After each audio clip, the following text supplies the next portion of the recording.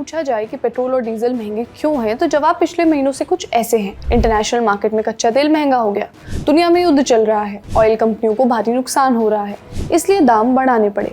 लेकिन क्या होगा अगर जिस नुकसान का हवाला देकर पेट्रोल और डीजल के दाम बढ़ाने को सही ठहराया गया था, बाद में वही नुकसान उसका 25% भी नहीं निकला? तो क्या अब सरकार को पेट्रोल डीजल के दाम कम कर देने चाहिए?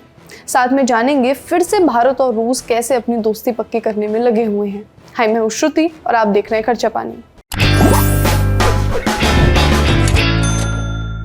2 जुलाई को पेट्रोलियम मंत्री हरदीप सिंह पुरी से सवाल पूछा गया। ईरान और अमेरिका के बीच तनाव कुछ कम हो चुका था, इंटरनेशनल मार्केट में कच्चे तेल के दाम नीचे आने लगे थे। सवाल था, क्या अब पेट्रोल और डीजल सस्ते होंगे? जवाब में हरदीप सिंह पुरी ने कहा कि सरकारी ऑयल मार्केटिंग कंपनियों को जून तिमाही यानी अप्रैल मई जून 2026 में करीब 74,781 करोड़ रुपए का नुकसान हुआ है, लॉस हुआ है। यानी कंपनियों की हालत ऐसी नहीं है कि पेट्रोल और डीजल के दाम घटाए जा सके।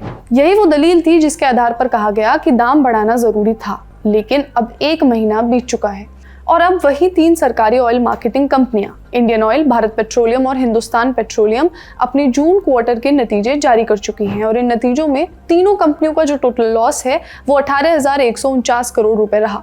सरकार ने जो आंकड़ा बताया था उसका लगभग 25% यानी नुकसान तो बना हुआ है। हम ये नहीं कह रहे हैं कि पेट्रोल और डीजल के दाम बढ़ाने चाहिए थे या नहीं बढ़ाने चाहिए थे, ये फैसला सरकार का होता है और उसमें सिर्फ एक वजह नहीं होती। कच्चे तेल की कीमत, टैक्स, रुपए की कीमत, रिफाइनिंग का खर्च, ट्रांसपोर्ट, लॉजिस्टिक्स, बहुत सारी चीजें शामिल होती हैं।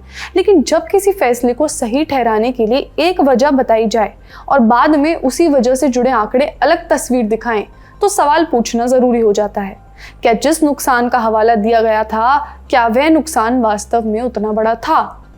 अब पता चल चुका है उतना बड़ा तो नहीं आया, और अगर नहीं तो क्या पेट्रोल और डीजल की कीमतों पर भी दोबारा चर्चा होनी चाहिए?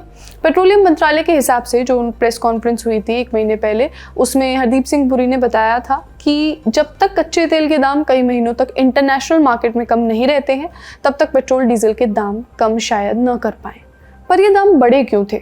थोड़ा बैकग्राउंड समझते हैं। कुछ महीने पहले पश्चिम एशिया में हालात अचानक बिगड़ गए थे। दुनिया को डर था कि अगर लड़ाई और बढ़ी तो उसका सबसे बड़ा असर तेल की सप्लाई पर पड़ेगा। डर ये भी था कि अगर स्ट्रेट ऑफ हॉर्मुज पर कोई रुकावट आई तो तेल की सप्लाई अफेक्ट होगी, सप्लाई कम होगी तो दाम बढ़ेंगे, और अगर कच्चा तेल महंगा होगा तो उसका असर भारत जैसे देश पर भी पड़ेगा जो अपनी ज़रूरत का करीब 85% कच्चा तेल विदेशों से खरीदता है। और यही हुआ भी था। क्रूड ऑयल के दाम $120 प्रति बैरल, उससे भी ऊपर चले गए थे।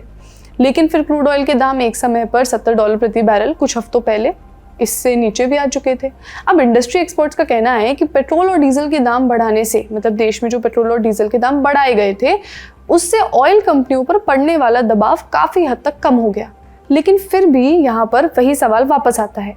अगर बाद में सामने आए आंकड़े ये बता रहे हैं कि कंपनियों का वास्तविक नुकसान शुरुआती दावे से काफ़ी कम था, तो क्या उस समय पेट्रोल और डीजल की कीमत बढ़ाने के पक्ष में दिया गया तर्क आज भी उतना ही मजबूत दिखाई देता है? आप इस बारे में क्या सोचते हैं, हमें कमेंट्स में ज़रूर बताएं। लेकिन ये पूरी बहस सिर्फ इस बात की नहीं है कि तेल महंगा हुआ या सस्ता, सवाल ये भी है कि हम तेल खरीद किससे रहे हैं। ईरान युद्ध के दौरान पूरी दुनिया सप्लाई सिक्योरिटी की बात कर रही थी, सप्लाई चेन को सिक्योर करना है। हर देश कोशिश कर रहा था कि अगर एक रास्ता बंद हो जाए तो दूसरा खुला रहे। लेकिन ठीक उसी समय भारत ने एक नया रिकॉर्ड बना दिया। जुलाई 2026 में भारत ने अपनी ज़रूरत के आधे से ज़्यादा कच्चे तेल की खरीद सिर्फ एक ही देश से की। सोचिए कौन होगा? रूस, रशिया। जुलाई के आंकड़े बताते हैं कि भारत ने रूस से एवरेज 27,80,000 बैरल प्रतिदिन यानी 2.78 मिलियन बैरल्स पर डे कच्चा तेल खरीदा। भारत का टोटल क्रूड ऑयल आयात करीब 4.96 मिलियन बैरल पर डे रहा। ये पहली बार है जब भारत के कुल क्रूड ऑयल इंपोर्ट्स में रूस की हिस्सेदारी 50% के पार चली गई है। रूस के बाद दूसरे और तीसरे नंबर पर यूएई और सऊदी अरब रहे, लेकिन दोनों को जोड़ दें तब भी उनकी सप्लाई रूस से काफ़ी कम रही। अब पहली नज़र में इसमें कोई दिक्कत नहीं दिखती। अगर कोई देश आपको सस्ता तेल बेच रहा है, समय पर सप्लाई दे रहा है, निश्चिंत हैं आप इस बात को लेके कि तेल की सप्लाई आएगी या नहीं आएगी, तो उससे खरीदने में क्या परेशानी है? लेकिन क्रूड ऑयल सिर्फ इकोनॉमिक्स यानी अर्थशास्त्र का विषय नहीं है, ये विदेश नीति का भी सब्जेक्ट है और राष्ट्रीय सुरक्षा का भी, नेशनल सिक्योरिटी का भी है। यही वजह है कि आपने अक्सर एक शब्द सुना होगा, डाइवर्सिफिकेशन। वर्ड थोड़ा बड़ा है लेकिन इसका मतलब बहुत आसान है। मान लीजिए आपके घर का पूरा खर्च सिर्फ एक ही कमाने वाले व्यक्ति पर चलता हो। अगर किसी वजह से उसकी नौकरी चली जाए तो पूरे परिवार पर असर पड़ेगा, लेकिन अगर घर में 2 या 3 लोग कमाते हो तो जोखिम थोड़ा कम हो जाता है। देश भी कुछ ऐसा ही करते हैं। अगर एक देश से तेल मिलना बंद हो जाए तो दूसरे देश से खरीद सकें, इसी को कहते हैं डाइवर्सिफाइड सप्लाई। कुछ हफ्ते पहले जब पश्चिम एशिया में तनाव बढ़ा था तब पूरी दुनिया की नज़र स्ट्रेट ऑफ हॉर्मुज पर थी।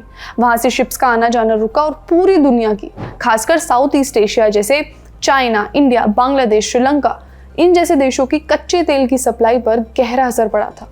कमोडिटी एनालिटिक्स फर्म केपलर का कहना है कि पश्चिम एशिया में बढ़ते तनाव के दौरान रूस से मिलने वाली सप्लाई भारतीय रिफाइनर्स के लिए और भी इम्पोर्टेंट हो गई, क्योंकि वहां से सप्लाई स्थिर रही और पहले से बने सप्लाई नेटवर्क की वजह से इंपोर्ट करना भी आसान रहा।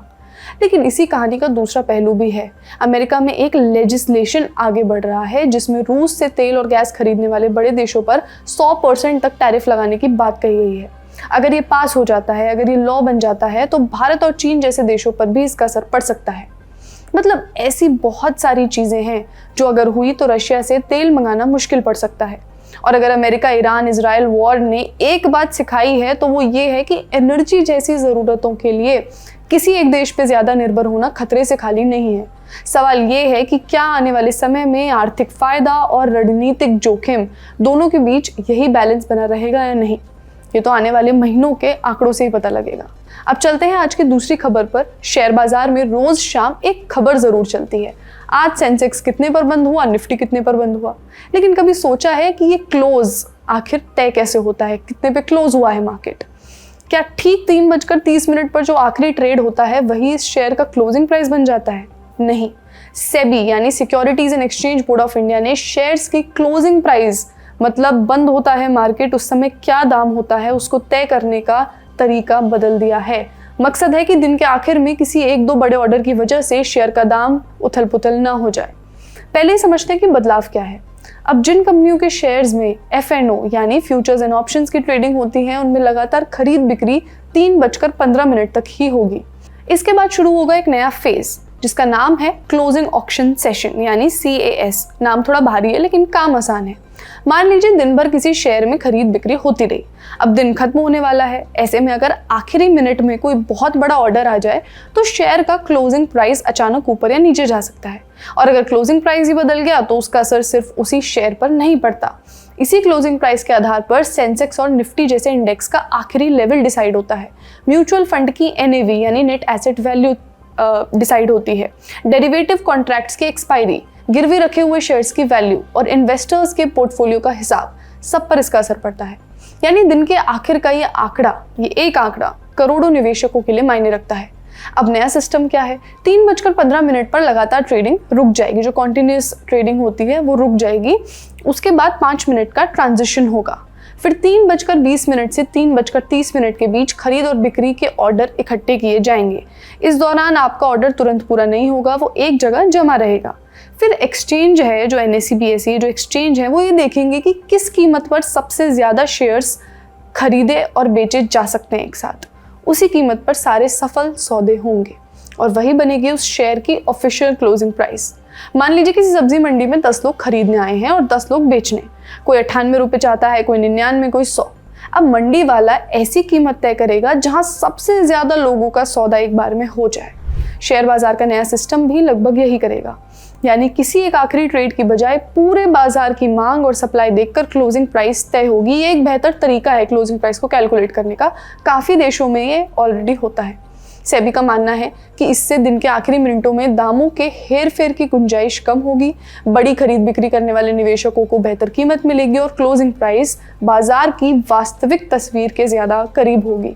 अगर आप रोज ट्रेडिंग नहीं भी करते हैं तब भी ये बदलाव आपके लिए मायने रखता है, क्योंकि अगर आपके पास म्यूचुअल फंड है, SIP है, NPS है या आपके सीधे शेयर्स में इन्वेस्ट किया है तो क्लोजिंग प्राइस किसी ना किसी तरह आपके भी इन्वेस्टमेंट को अफेक्ट करती है।